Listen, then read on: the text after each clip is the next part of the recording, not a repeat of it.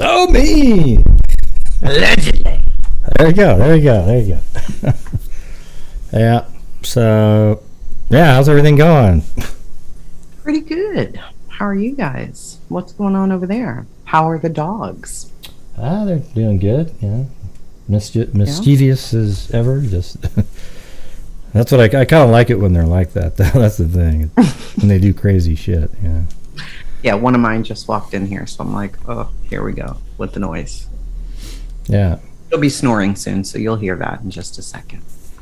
So, any of you guys up there, did any of you watch or not watch, listen to the Murder Sheet podcast or what? I really like their podcast. Yeah, they have that good sound. You know, the combination.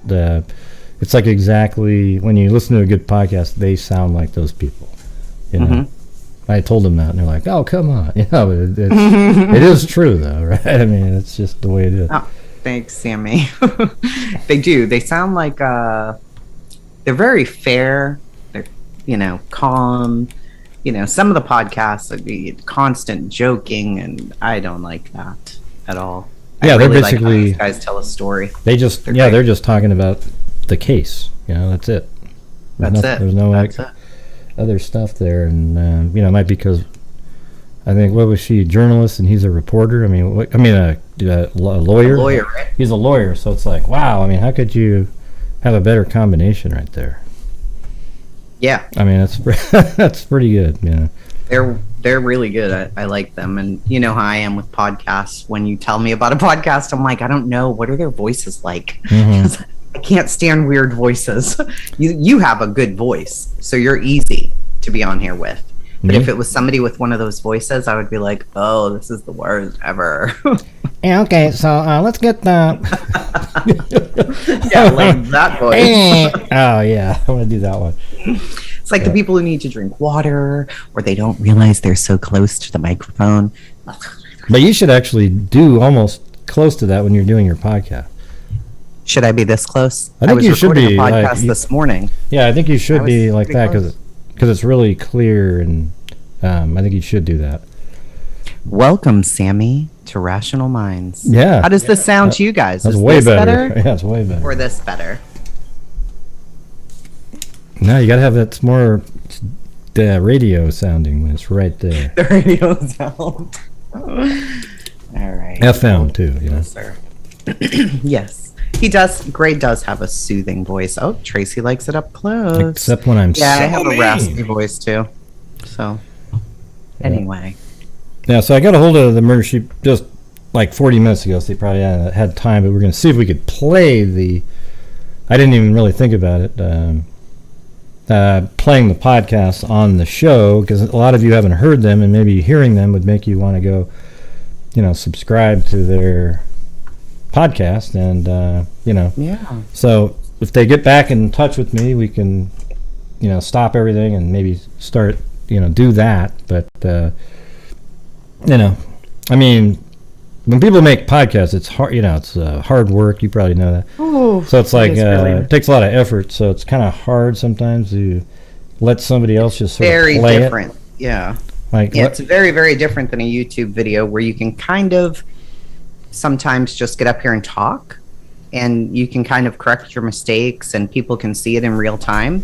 But when you're doing a podcast, just the 20 minutes I did today, it's taken me probably 3 hours over the course of several days, because my mouth will be dry, or I'll say something wrong, or I'll skip a sentence on it's just tedious.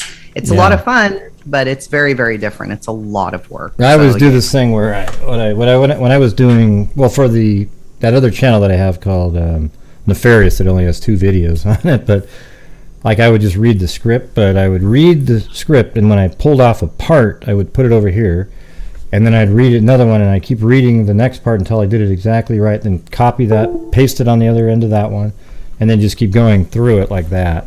Smart. See, I try and do it, in one. Now, because I've got all these fish tanks in here, I can't record in here anymore. So I have an adapter for my iPhone, and I take this mic, connect it to my iPhone, and where do you think I go, Gray? Into my closet. Oh, wow. I put the whole sheets all over the floor and lay down in there and record the podcast. Oh, you're crazy, man. Yeah, it's quite a thing. You know what you should do is put I hear them. I can hear the fish in the back, and I'm like, oh no. You know what you might think of doing is getting a tough shed. You ever seen those or heard of those? Because they look nice. So like actual, you can then get somebody to go inside and turn it into with drywall and everything and with soundproofing and have your own little studio outside in a shed. Except I really need that. And then my instead, Wi-Fi will suck. And people will pound on, hey, we need, so. Yeah, we need dinner. We need you to come in. Yeah. The dogs are running around. The fish are dying. Or whatever. So I just lock myself in the closet. It seems to be working well. The sound in there is very good. How are the fish? The fish are okay. Everybody is doing well. Everybody's doing well. I did get bit by a clownfish today, Gray. I got bit. Well, those are pretty, but those don't hurt, right? They're a little cute little guys. No, it actually hurt. Oh yeah. Wait, I went to move his anemone that he just got because it's upside down. They have feed anemones, so I went to move it. Wait, say it again. How do you say that? Lion. Anemone. Anemone. A-N-E. Anemone. Okay. A-N-M-O. Say it faster. Anemone. Anemone. Forget. Anemone. Yeah, no. And it bit me, the little shit, and I was like, did it really bite me? So I put my hand back in there and he charged. I was like, okay, not touching it. Yeah. Okay. Well, I thought that was the one that's the one that the Finding Nemo's made of. Yeah. Yeah, no, they're known to be quite aggressive against each other, but not against you, people. Who knew? Crazy. They're the pit bull of fish. Well, there you go. Wow. Yeah, don't get bit by any of those, okay? Yeah. No, Plato, I don't have to get vaccinated after being bit by a fish. Yeah.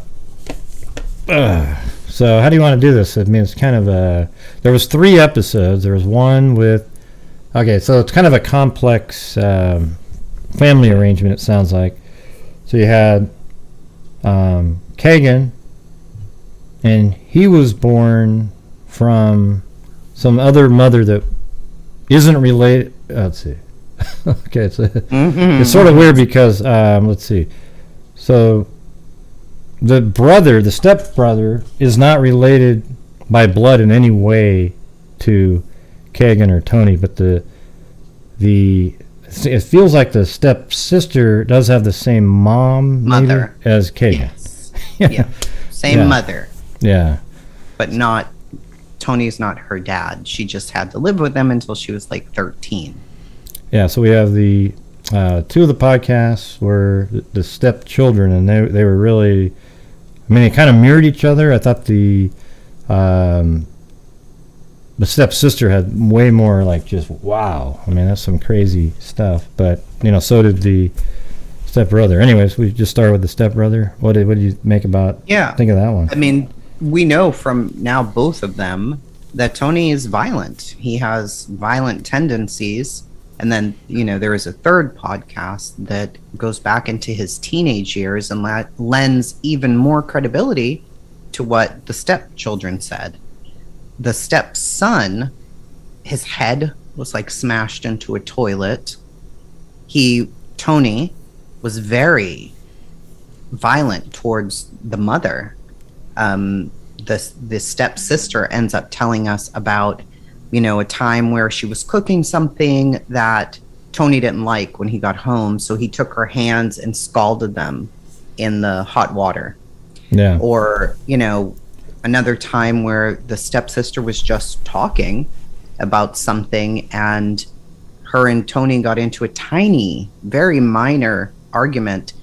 And he stood up with guests and everybody there and flipped the entire table over. Well, that was the incident where she sat at the head of the table and he said, hey, that's my seat or something. Get out of there. And she said, like, make me, goofing around or something. Right. And then he just flipped the table over. It's like he can't take any challenge to his authority at all. There's no... Yeah. But it seemed like he had no feeling. It's such a weird thing because he didn't do any... He apparently didn't abuse physically Kegan at all. Blood relative, but it's strange because the stepsister, I guess, is related to him. Mm-hmm. To Tony, right? Tony, yes. Yeah, and Kegan. For the mother. Yeah, so it's weird that he absolutely maybe just despised little kids that aren't related and any females. But doesn't he tell the female lady who interviewed him that when he was little, his dad was violent against him, and she asks how? Right. And he's like, I don't know, you could just say anything, and he would like hit you upside the head and stuff like that. But it didn't sound like the brutal, crazy. Right. Like he shot the stepdaughter with a BB gun. He said he was like more mentally abusive to him. But the other kids, my God, Bart and I don't know if that's their real names, but Bart and the other individual, the sister, man, they were just, pummeled. When she was 4 years old, he just, pounded her in the face, and she had to go to the hospital. He got like a year in jail. I guess he got to come out something on weekends or something where he'd be able to get out.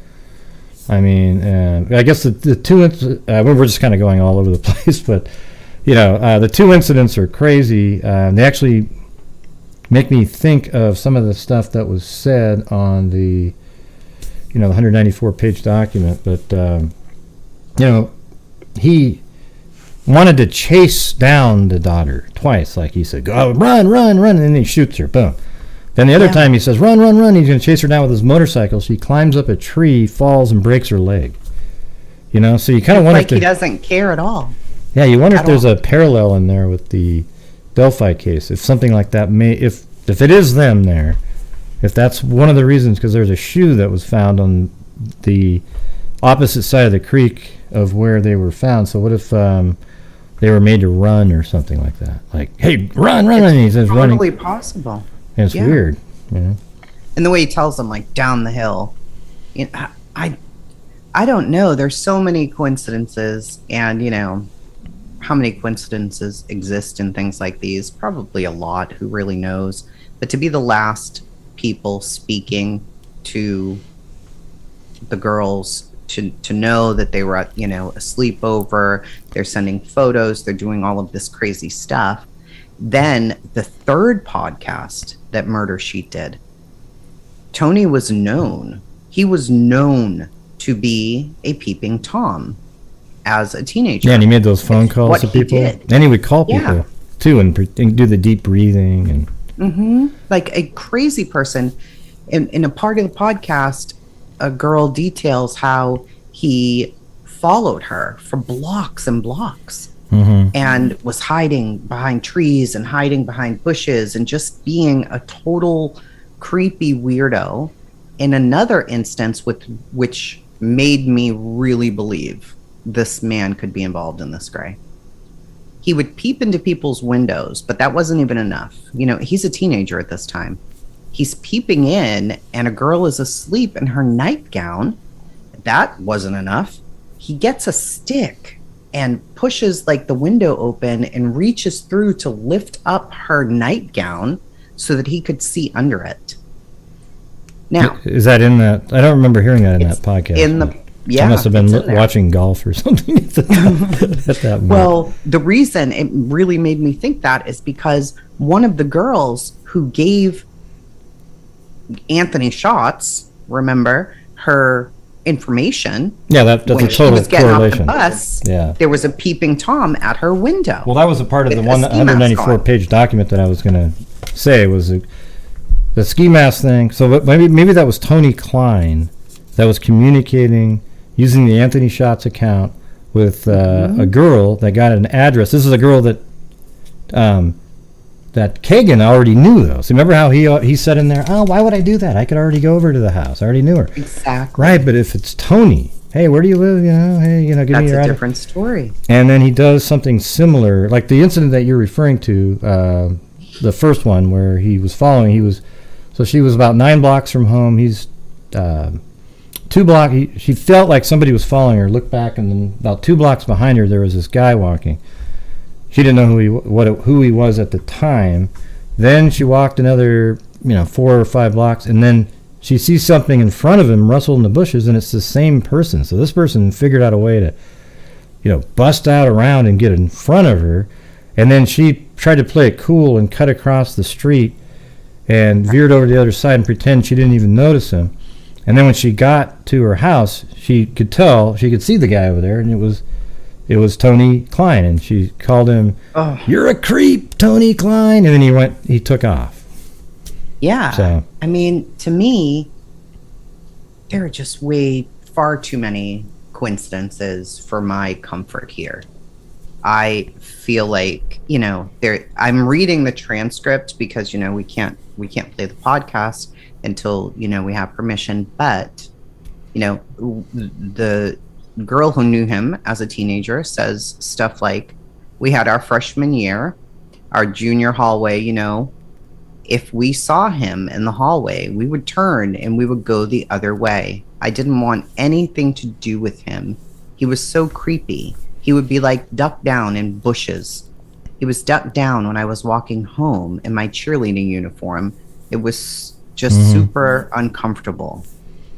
That's right. What the hell was he doing? Like, she was a cheerleader, this girl. I guess she also was a baton twirler, and Tony Kline's sister was a baton twirler, and I guess their families sort of intermingled and would go on trips together in performing, and so they already knew each other, but she didn't really know him. But yeah, I mean, he sounds like a nut job. I mean, he's really hyperly sexually, he's one of the guys that scare people. Like, if you were going to do an FBI profile, this is the guy right here,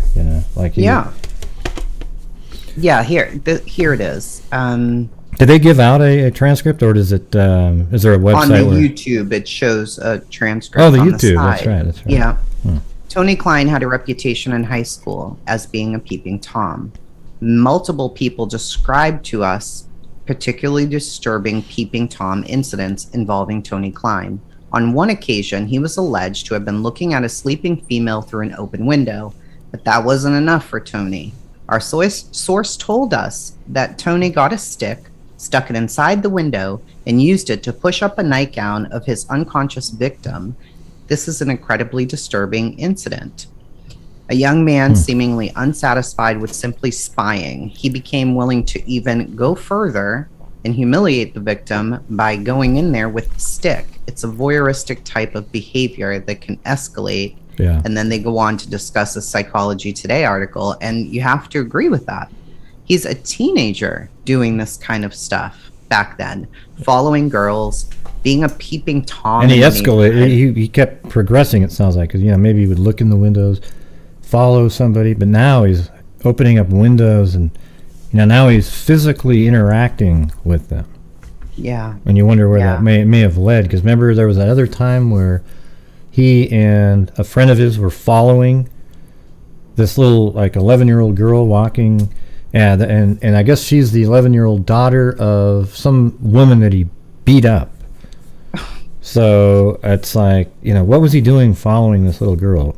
Some people say it was intimidation, but was it really? Was it something else? And it very well could have been. You've got to believe that the police are honing in on this information. Hopefully. And a lot of the pedophile child molester types, they try to find girlfriends that have children. Absolutely. And so how do we know that in that incident, I mean, he was it's just such a bizarre thing, because there was the other time where Bart, he was the toilet got clogged, and then he got him, stuck his head in the toilet, bashed him around on the sink, broke his bones in his head and stuff like that. And in the same fight, or in the same incident, he takes the mom and beats her up and then bites her in the stomach, which is sort of a weird sexual act in a way in the middle of absolute violence. And you have to wonder why. I mean, you're a big man. You're bigger than the mom, obviously. You can hurt her in numerous ways. You're going to choose to bite her in her stomach? It has to be a sexual thing. Some kind of weird sexual thing. Because why else would you do that? Yeah, that's not like here's a way to get out of it. I'll bite her in the stomach. I mean, it just doesn't make sense, So that seems like he's almost like I'm not sure what the terminology, masochist, what's that term with the really sexually violent person. I mean, that seems like and so I'm reading that part of it now. This little kid in the bathroom overflowed the toilet. He yells for help. Dad gets pissed off, comes in at the kid. The mom intervenes. The dad punches the mother. She runs away and he chases her down, hits her, bites her in her stomach, runs back inside and slams the kid's head into the toilet, fracturing his orbital socket, puts him upside down and starts dunking his head into a toilet that was overflowing.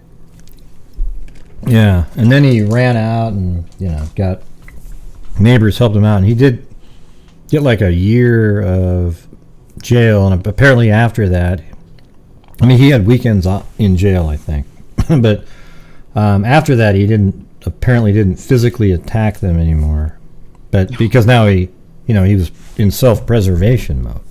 Yeah, nice guy. He didn't attack them anymore. I mean, after he's hurt them in these ways, he's a bizarre man. And then he had the little 4-year-old go rub his neck and shoulders and stuff and feet. She didn't say it was in a sexual way, but like almost Cinderella, where she just had to do all this stuff for him, Ugh. And what do you think about the Kegan Kline? There's an actual strip joint name, and I found it. I went on to newspapers.com, and there was these 2 missing kids that drove into a lake that were at the Kegan Kline in. So, anyways, there's a strip joint called Kegan Kline, like a beer stein, and that's apparently where Kegan got his name, Kegan Kline. So like he named his kid apparently after a strip joint. I mean, who seriously? Yeah, and then people are saying, well, why would the mom? Look at this guy doesn't care what anybody else is going to say, right? You think nobody's going to care what the mom, and in his situation, he's not going to care what the mom wanted. He's not going to care about anything. He does. I don't think he cares about what anybody says about him at all. I think he is going to do what he wants to do. He's going to go as far as he wants to go. I don't know if you know this. You might know this because I don't. Where was the mother in all of this after? Has she ever spoken at all? Does anybody know if she intervened and tried to protect the kids in any way? You mean the mother of the 2 stepchildren? Of the kids, yeah. The one that he was abusing so much. I don't remember exactly how that worked, but she was a victim too. I mean, being bashed all over the place. No, she surely was. So they must have figured out a way to get out at some point. Gosh. Yeah, it's weird. But I mean, it sounds, a lot of these victims like that will give the guy 1,000 different chances, and try to, for sure. He's better now. They do, but yeah. I don't know how you could be back with somebody out there bashing a kid's head in a toilet and sending him to the hospital. His head into feces and whatever was overflowing the toilet. Yeah. What are you doing, hanging a little kid upside down by his feet? And then what pleasure are you getting from that? Yeah. Or was he truly bipolar? Because that's what the stepdaughter said. Well, that's what they say, but that's not an excuse. I think if you're bipolar and you don't take medication, you should be responsible for whatever you do, because that's basically like putting a bullet in a gun, cocking the trigger, and you could have uncocked it with the medication, take the bullet out with the medication. Instead, you just went with what you wanted to do, and it probably made him feel less. Those drugs sometimes tend to dull you down, like you're just kind of almost. And he probably didn't like that. But so what, man? It's unfortunate for you that you have that, but that doesn't mean shit, man. You knew exactly what you're doing. You didn't take the medicine on purpose so that you could feel the way you like to feel. Yeah. I agree. There was another video that I was seeing recently. I like the part about the 4-year-old when she she was pretty tough, it sounded like. I mean, I don't know what age this was, but he made her put a bar of soap in her mouth, and then he said, "How do you like that?" And she goes, "I love it." Yeah. And then she ate the whole. She had to. I mean, it sucked. She made him actually her eat the entire bar of soap. Yeah. I mean, that's She's ridiculous. Definitely a tough little kid. Yeah. For sure. I think she had his number fast. Remember the table situation's pretty similar. Make me, you know? Yeah. No, she probably knew him. Yeah, knew exactly who this guy was. Yeah, what he was capable of doing, but she wasn't too afraid of him that where she would just back down and cower. And that probably made him crazy. Sounds like a mini Gray. Yeah, maybe. I mean, he is just somebody. And where is he now? Where is Tony now? He's just, as far as we know, just free and... Yeah, just doing his thing, I guess. I wonder if he's still working. Yeah, because I don't know, you know. I jumped into Delphi just when you were recommending it to me, and I'm like, oh, okay, I'll start looking into it. And hearing about these two, oh no, that set off all kinds of alarm bells. I don't know why these guys aren't under the jail. Yeah. And there was another one. Remember the guy, and when we were reading the 194-page document, the friend from, I guess it was the friend in Vegas that had kids and he was living with. He kept trying to throw under the bus the whole time. I don't know if I read this on the show, but the update on that was he just made a statement to them, and he said, "I did live with Kegan Kline when we first moved to Las Vegas. I'm a single father of 2 kids, a daughter and a son. I'm the only one that takes care of them, so I want to say I don't know what he did. There were only a few signs, which I see now, that he loved being in his room all the time, and he was dirty. So he stayed in his room all the time, and he was really dirty. I don't want to waste my time talking about him. I heard he got arrested for child porn, and talking about him will only make me mad being a father." And it makes me nervous, like what was going on. I mean, I hope Kegan isn't the one that's into child porn. You know. I agree. If he was living with children, of course, right. You hope that wouldn't be the case. But, you know, he was living with this guy in Vegas. He was also still searching for all of this stuff. He had access to children right there. Would he have attempted to do anything like that? Who really knows? He's trying to put it on his friend.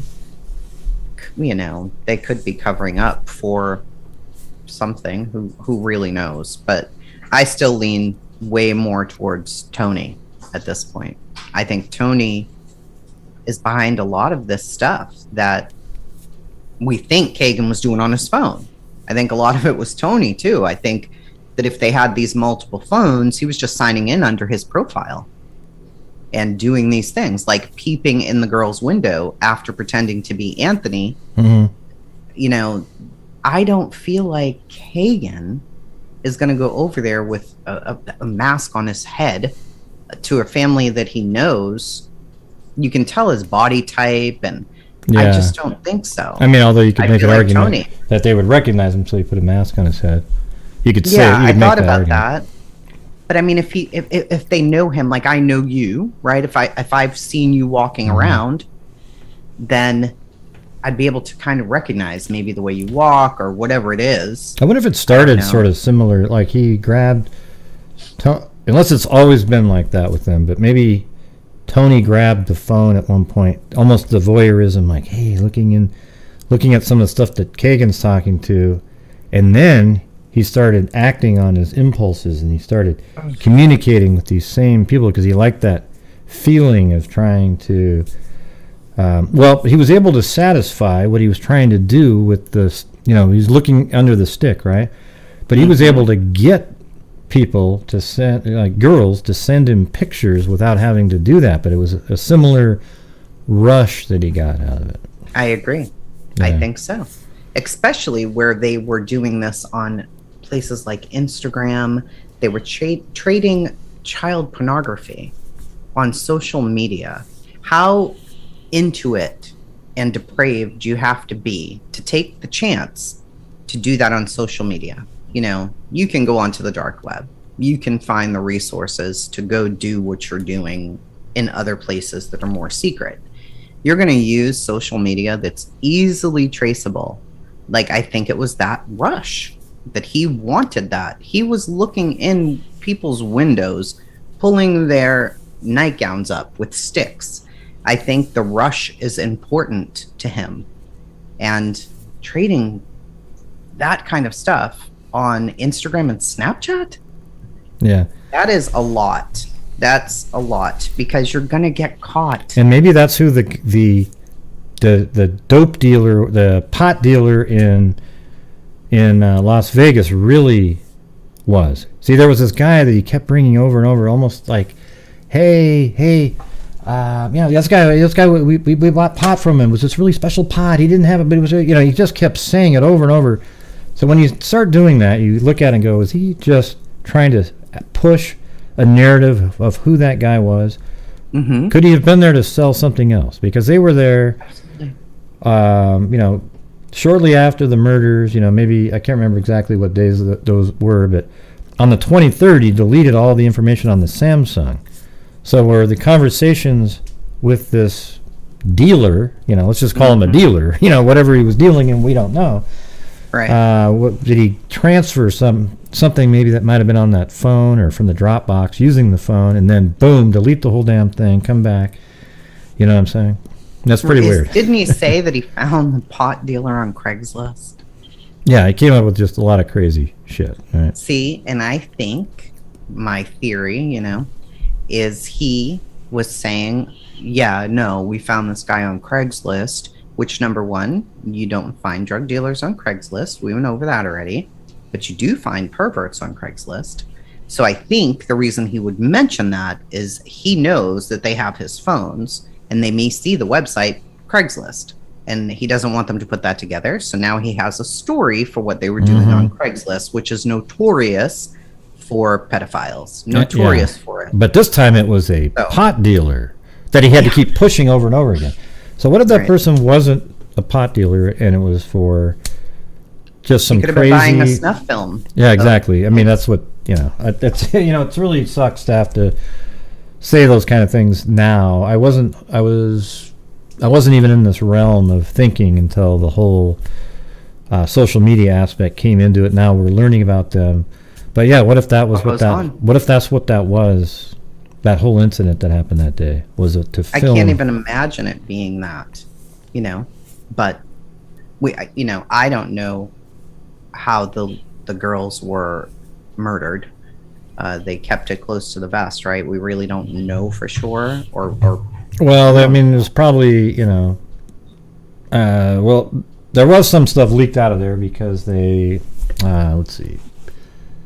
Libby had somebody put out a picture of a funeral picture, if you can believe that, and she had to have a scarf around her neck because, and then the grandmother had to admit that, she had her neck cut. So that's one of the aspects, but we don't really know exactly what was going on at the scene. Because my mind wanders to bites. Were there bites on them? Were they bitten in any way? In the stomach, because remember, because he was really into stomachs in those, during the, what was it? Yeah, the 194 page document. I think again there was a lot of stuff about stomachs. Yeah, which is weird. And I don't know anybody who bites somebody. I mean, everybody thinks a stomach might be sexy on somebody, the way the way a girl, ooh, why would you get a six-pack and I don't have one, by the way, but yeah, a six-pack if it wasn't something that people found attractive or something, right? No, but who bites a stomach? I mean, that's just some weird shit. You don't. Well, okay, you may bite a stomach during sexual activity, sure. You don't bite a stomach after you've just hit somebody and you're in a rage. Well, that's true. And then you're going to go put a child's head in a toilet. But even in sexual activity, it's a little strange. That's the thing. Sure. It's a little strange. I always think things should feel good, not like, ow, Jesus. What the hell are you biting me for? yeah, exactly. Bam, Yeah, weirdo.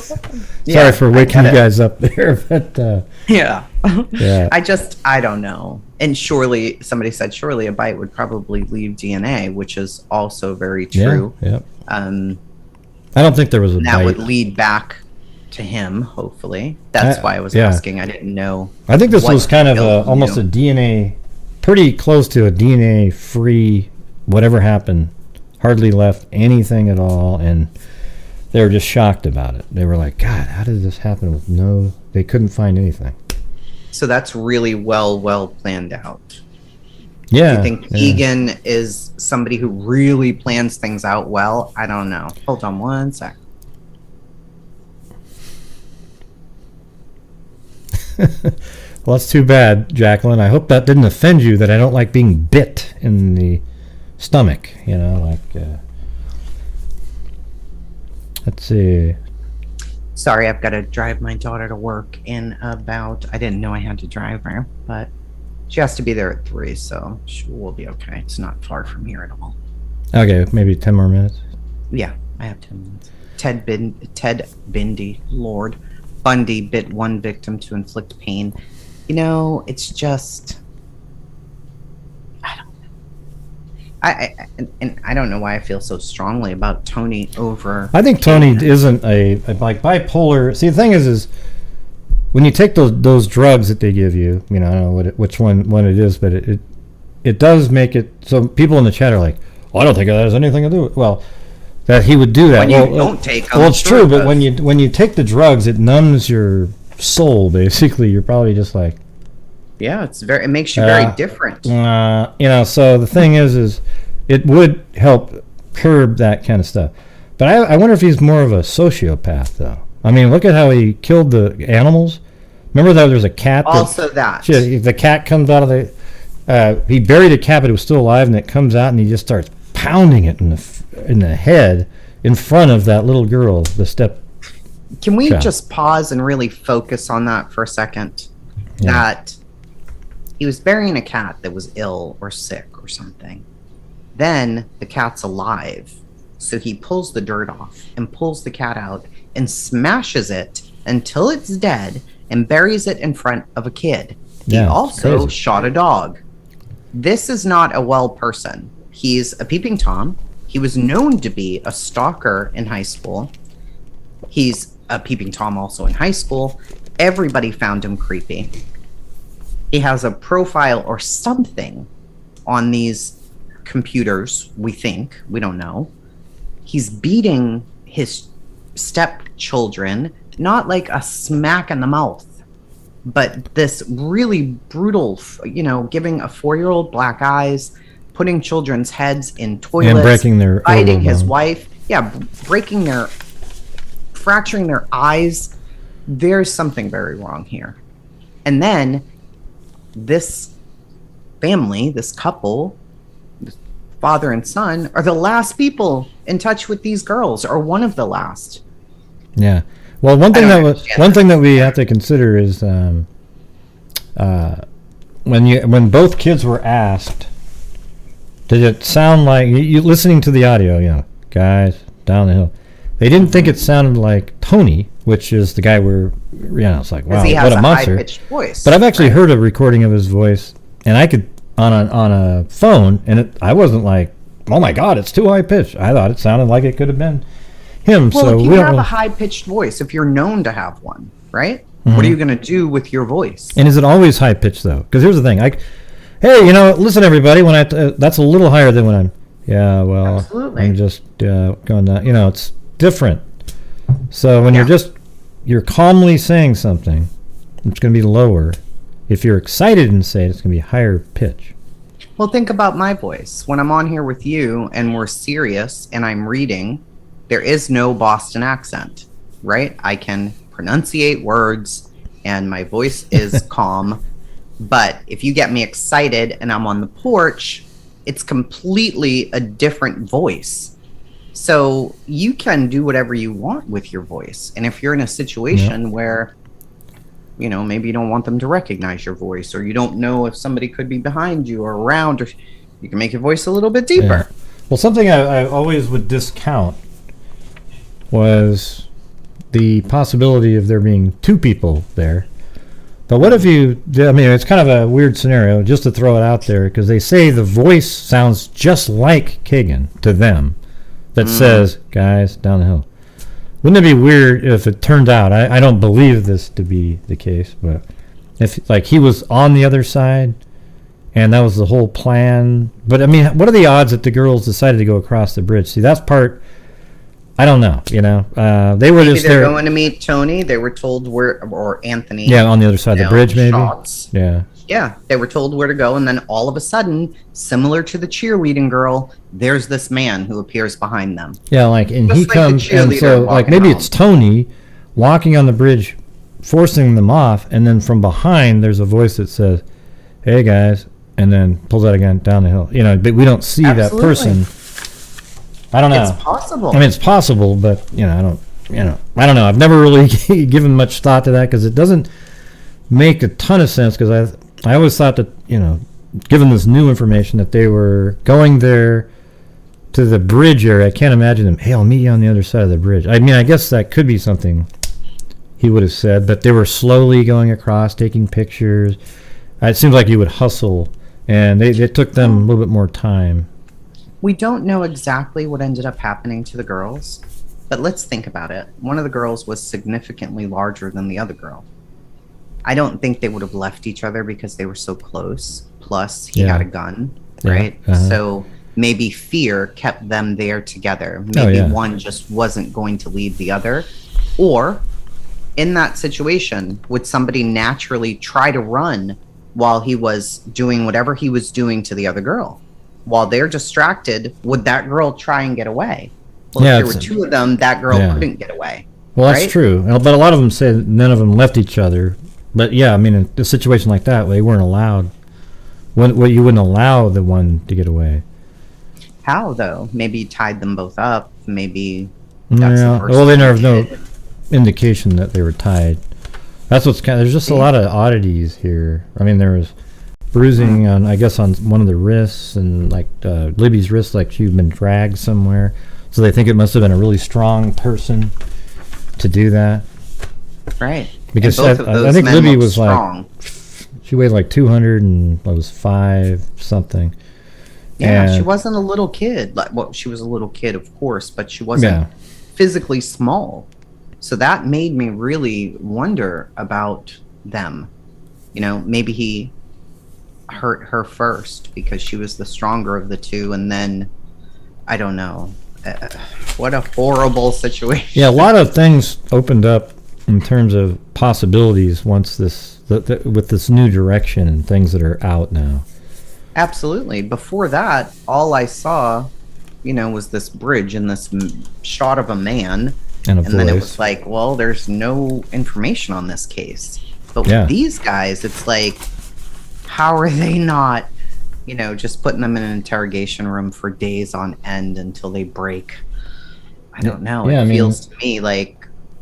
I mean, you've got the Anthony Schatz account communicating with one of Libby's friends, and that friend introduced Libby to the account. You've got him admitting that he communicated with her, and then he said something about the Anthony Schatz account said, I was supposed to meet her that day. She never showed up. There's these long conversations with Libby and the Anthony Schatz account. Kegan says, I blocked her, some crap like that, and then they start deleting all the phones. It's just, man. But then he's searching while he's in Vegas, or they're searching while in Vegas for this information about DNA. Yeah, but he barely looked at the case at all, he said. But he barely even knew them. I don't know them. I blocked her. What do I care? I don't care about this. We were sightseeing and buying weed from Craigslist. No, you were searching these stories. Yeah, and really specific things that a nervous person would type in, would search. Like when you're scared that they're going to find out who you are based on something. That's the kinds of things. Those are the things he was looking at. Absolutely. Oh, there's so many. Well, maybe we're going to get permission. Yeah, if we get permission, we'll go through each one if they let us. We can come back on maybe on Sunday to do more, if that's possible. TK is a monster no matter what. It would be cool to go through it slowly and then kind of write down all the things and that sort of point. And to be able to discuss it more in depth while listening to it. I think that would be very interesting to be able to do. Because the two documents that we read, those were just so interesting to me. Oh, shoot. Hey, B. Oh, man, hold on. Uh-oh.